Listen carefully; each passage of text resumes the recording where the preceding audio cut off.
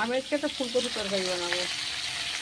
ফুলকপি ভাজা বসিয়ে দিচ্ছি, আলু কেটে নিয়ে নিয়েছি, আদা, লঙ্কা, টমেটো, ধনের গুঁড়ো, গোটা ধনে নেই, আর এটা জিরের গুঁড়ো।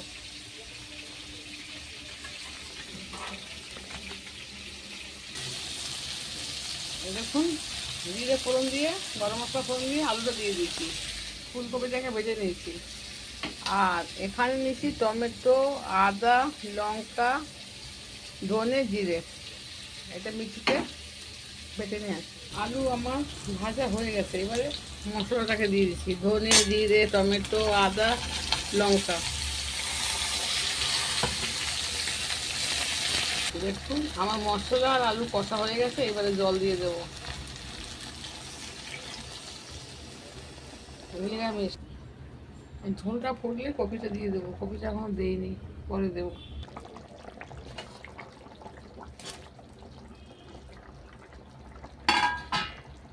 এই দেখুন আমার আলু ফুলকপি ডালনা হয়ে গেছে, কিরম লাগতে বলবেন। এবার নামিয়ে দেবো,